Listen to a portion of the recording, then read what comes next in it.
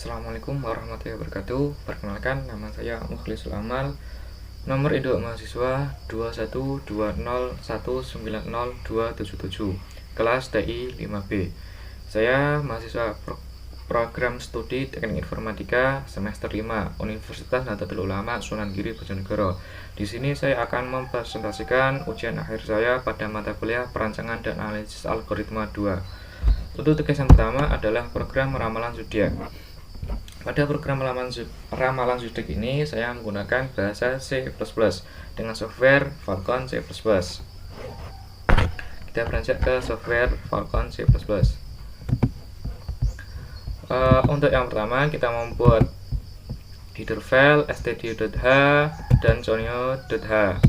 Selanjutnya kita membuat void dengan input nama input. Setelah itu membuat variabel dengan tipe data integer T dan integer B. Untuk logika pada program ini saya menggunakan if. Yang pertama, jika ada masukan pada variabel T lebih besar sama dengan 21 dan atau N, T lebih besar, T lebih kecil sama dengan 31, dan B pada bulan, pada variabel untuk bulan sama dengan 12. Setelah itu OR variabel T lebih besar sama dengan 1 dan lebih kecil sama dengan 20, dan pada variabel B atau bulan sama dengan 1. Jadi untuk kondisi yang pertama ini, untuk zodiak pada tanggal 21 sampai dengan 31 bulan 12 dan tanggal 1 sampai dengan 20 pada bulan 1. Yaitu ketika kondisi benar maka akan memunculkan zodiak Anda adalah Capricorn, dan keseharian ciri utamanya adalah dan seterusnya. Keuangan jangan terlalu boros dan seterusnya. Untuk asmara, hubungan cinta dan seterusnya. Selanjutnya, ketika kondisi pada if yang pertama salah, maka akan beranjak ke kondisi yang kedua, yaitu pada jika ada inputan pada variabel T lebih besar sama dengan 21 dan T lebih kecil sama dengan 31, dan pada inputan variabel B atau bulan sama dengan 1. Jadi untuk kondisi ini adalah jika ada inputan pada tanggal 21 sampai dengan 31 pada bulan 1. Yang selanjutnya OR pada tanggal 1 sampai dengan 20 pada bulan 2 dengan kategori zodiak adalah Aquarius. Untuk keseharian, keuangan dan seterusnya. Selanjutnya, jika kondisi ini salah, maka akan beranjak pada kondisi yang selanjutnya, yaitu jika ada inputan pada tanggal 21 sampai dengan 28 pada bulan 2, atau pada tanggal 1 sampai dengan 20 pada bulan 3 dengan kategori zodiak Pisces. Jika kondisi ini salah, maka akan beranjak ke kondisi yang selanjutnya, yaitu pada tanggal 21 sampai dengan 31 pada bulan 3, atau pada tanggal 1 sampai dengan 20 pada bulan 4 dengan kategori zodiak Aries. Yang selanjutnya, jika kondisi tersebut salah, maka akan beranjak ke kondisi selanjutnya, yaitu pada tanggal 21 sampai dengan 30 pada bulan 4, atau pada tanggal 1 sampai dengan 20 pada bulan 5 dengan kondisi atau dengan outputan jika benar adalah zodiak Taurus. Yang selanjutnya adalah jika kondisi kondisi tersebut salah, maka pada tanggal 21 sampai dengan 31 pada bulan 5 atau tanggal 1 sampai dengan 20 pada bulan 6 Jika kondisi benar, maka dia akan memunculkan zodiak atau bintang Gemini. Yang selanjutnya, jika zodiak Gemini salah, maka akan mendeteksi pada tanggal 21 sampai dengan 30 pada bulan 6 atau tanggal 1 sampai dengan 20 pada bulan 7. Dengan kondisi jika benar, maka dia akan memunculkan bintang Cancer. Jika kondisi pada bintang Cancer atau zodiak Cancer salah, maka dia akan mendeteksi pada tanggal 21 sampai dengan 31 pada bulan 7 atau tanggal 1 sampai dengan 20 pada bulan 8. Dengan kondisi benar, dia akan memunculkan bintang atau zodiak Leo. Jika kondisi pada zodiak Leo salah, maka dia akan mendeteksi lagi pada tanggal 21 sampai dengan 31 pada bulan 8 atau tanggal 1 sampai dengan 20 pada bulan 9. Jika kondisi benar, maka dia akan memunculkan zodiak atau bintang Virgo dengan deskripsi keseharian, keuangan, dan asmara. Jika kondisi tersebut salah atau pada kondisi Virgo salah, maka dia akan melanjutkan program untuk mendeteksi apakah tanggal yang diinputkan pada tanggal 21 sampai dengan 30 pada bulan 9 atau tanggal 1 sampai dengan 20 pada bulan 10. Jika benar, maka dia akan memunculkan bintang atau zodiak Libra dengan deskripsinya keseharian, keuangan, dan asmara. Jika masih salah, maka dia akan mendeteksi lagi pada tanggal 21 sampai dengan 31 pada bulan 10 atau pada tanggal 1 sampai dengan 20 dengan bulannya 11. Jika kondisi benar, maka akan lanjut ke memunculkan bintang atau zodiak Scorpio dengan deskripsinya. Yang selanjutnya, yang kondisi terakhir, yaitu jika kondisi masih salah, maka dia akan mendeteksi atau memindai pada tanggal 21 sampai dengan 30 pada bulan 11 atau tanggal 1 sampai dengan 20 dan bulan 12. Maka jika kondisi benar, dia akan memunculkan bintang atau zodiak Sagittarius dengan deskripsinya masing-masing. Setelah pendeteksian inputan dari user, selanjutnya kita buat program main dengan integer t, b. Setelah itu printf. Pada program ini nanti akan muncul program zodiak. Setelah itu garis.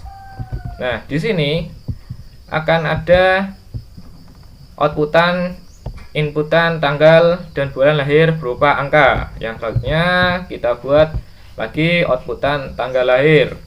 Nah, setelah itu karena ini merupakan inputan dari user, maka kita menggunakan scanf %d.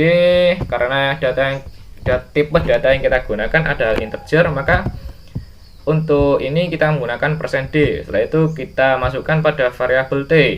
Yang selanjutnya untuk outputan perintah memasukkan bulan lahir, kita menggunakan printf bulan lahir sama dengan. Nah, selanjutnya kita menggunakan scanf untuk memindai atau memasukkan inputan dari user ke dalam variabel b.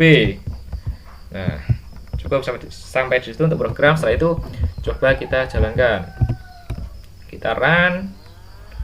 Nah, untuk yang pertama kita coba pada tanggal lahir 25. Saya contohkan 25. Setelah itu kita enter, kita masukkan bulan lahir. Saya buat bulan 12. Maka zodiak yang akan tampil adalah zodiak Anda adalah Capricorn dengan deskripsi sebagai berikut. Nah, kita cek pada program yang telah kita buat.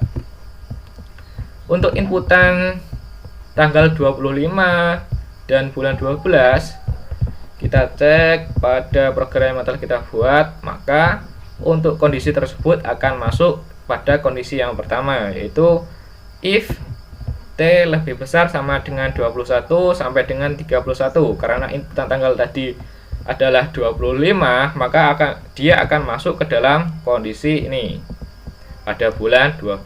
Maka jika kondisi benar, dia akan memunculkan notif atau outputan zodiak Anda Capricorn. Sekarang saya ulangi lagi, coba untuk memastikan bahwa program ini berjalan.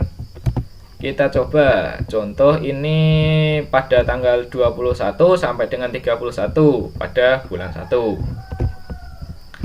Saya inputkan tanggal 31, tanggal lahir 31 untuk bulan 1. Maka untuk bintang atau zodiak yang muncul adalah Aquarius. Kita cross check pada program yang kita buat pada tanggal 31 bulan 1.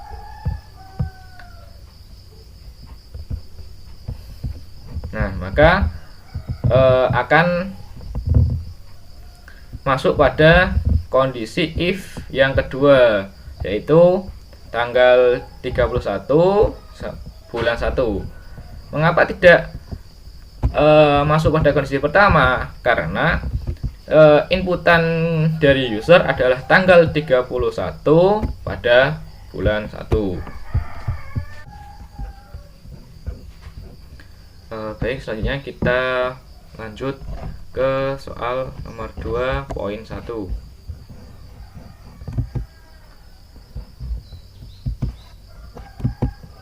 yakni kompleksitas algoritma. Kompleksitas algoritma merupakan tingkat kerumitan yang terjadi dari algoritma yang dibuat. Nah, setelah itu bagaimana algoritma yang baik? Sebuah algoritma tidak saja harus benar, tetapi juga harus mangkus atau efisien. Yang berarti algoritma yang kita buat memang benar, tetapi apakah efisien?